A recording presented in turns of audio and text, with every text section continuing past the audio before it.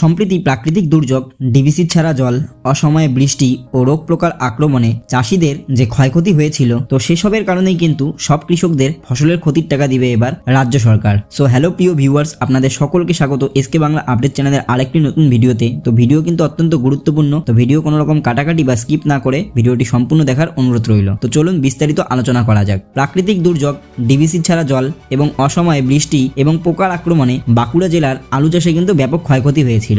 অসময়ে শিলাবৃষ্টি হয়েছে, সেটাও চাষের ক্ষতির আরেকটি কারণ। এই রকম একটি পরিস্থিতিতে যখন আলু চাষিদের মাথায় হাত পড়েছে, তখন রাজ্য সরকার তাদের ভরসা দিলেন। রাজ্য সরকার বাংলার ফসল বীমা যোজনার মাধ্যমে কৃষকদের সহায়তা করবে। বাঁকুড়ার 100% আলু চাষিকে এই বীমার আওতায় আনা হয়েছে বলে খবর। জেলা কৃষি দপ্তর জানিয়েছে আলু চাষিরা আলুর ক্ষতিপূরণ পেয়ে যাবেন। উল্লেখ্য, এর আগে বাংলায় আলু চাষের বীমা হতো না। এই বছর থেকেই রাজ্য সরকার আলু চাষিদের বীমার প্রিমিয়ামের টাকা মিটিয়ে দিচ্ছেন। সংশ্লিষ্ট মহল মনে করেছেন আর বীমার টাকা পেতে কোনো সমস্যা হবে না। বাঁকুড়ার উপকৃষি অধিকর্তা দেবকুমার সরকার এই প্রসঙ্গে বলেন যে এইবার জেলায় 56,000 হেক্টরের কিছু বেশি জমিতে আলু চাষ হয়েছে। মোট 2.5 লক্ষ চাষি আলু লাগিয়েছেন। আমরা জেলাবাসীকে ফসল বীমা যোজনার আওতায় আনতে পেরেছি, ফলে আশা করা যাচ্ছে ক্ষতিগ্রস্ত চাষিরা নিয়ম অনুযায়ী ক্ষতিপূরণ পেয়ে যাবেন। বড়জোড়ার মানচার এলাকার আলু চাষি মিলন সরকার এই প্রসঙ্গে বলেন, এবার শুরুর দিকে আবহাওয়া ভালো ছিল বলে আমরাও আশা করেছিলাম যে বাম্পার ফলন হবে, তবে শেষ দিকে কুয়াশা ও আবহাওয়ার জন্য ধসা লেগে যায়। ঝড় বৃষ্টিতেও প্রচুর ক্ষয়ক্ষতি হয়। ফসল বীমা যোজনার ক্ষতিপূরণ পেলে ভালো হয়, তা না হলে বহু চাষি এবার বিপদে পড়বেন। প্রশাসন সূত্রের খবর অনুযায়ী আপাতত জলদি জাতের পোখরাজ বেশি পরিমাণ বাজারে নিয়ে আসা হচ্ছে।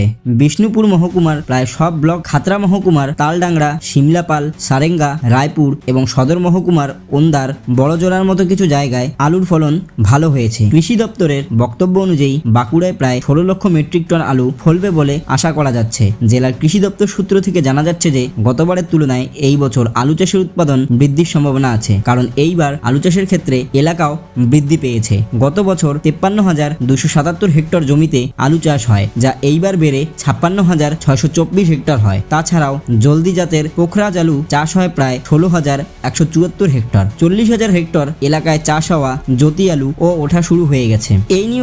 এই নিয়ে কিন্তু মুখ্যমন্ত্রী মমতা বন্দ্যোপাধ্যায় তার সাংবাদিক সম্মেলনে বেশ কিছু জিনিস জানিয়েছেন। সম্প্রতি মুখ্যমন্ত্রী মমতা বন্দ্যোপাধ্যায় সাংবাদিক সম্মেলনে জানিয়েছিলেন যে সকল কৃষকদের ফসলের ক্ষতি হয়েছে রবি সিজনে তাদের জন্য 321 কোটি টাকার ক্ষতিপূরণ দেওয়া হবে। এই সমস্ত কিছু জানার পর কিন্তু কৃষকরা কিছুটা হলেও স্বস্তি পাবে। তো বন্ধুরা, আজকের জন্য এতটুকুই। ভিডিওতে এতদূর আসার জন্য আপনাদের অসংখ্য ধন্যবাদ। ভিডিও যদি ভালো লেগে থাকে তাহলে ভিডিওটি লাইক করবেন, ভিডিও কেমন হয়েছে তা জানানোর জন্য কমেন্ট করবেন এবং চ্যানেলটিকে আপনারা সাবস্ক্রাইব করবেন। আর যারা ফসলের ক্ষতিপূরণের স্ট্যাটাস আপনারা চেক করতে চান বা জানেন না কিভাবে চেক করতে হবে, তো তাদের জন্য বলে রাখি যে আপনারা বাংলা শস্য বীমা প্রকল্পের যে অফিসিয়াল ওয়েবসাইট আছে, সেখানে গিয়েও আপনারা আপনাদের ফসলের ক্ষতিপূরণের কিন্তু স্ট্যাটাস চেক করে নিতে পারবেন, অথবা ভিডিওর ডেসক্রিপশন বক্সে ফসলের ক্ষতিপূরণের স্ট্যাটাস চেক করার লিংক দেওয়া থাকবে। আপনারা সেখান থেকে গিয়ে চাইলেও আপনাদের ফসলের ক্ষতিপূরণের স্ট্যাটাস কিন্তু চেক করে নিতে পারবেন।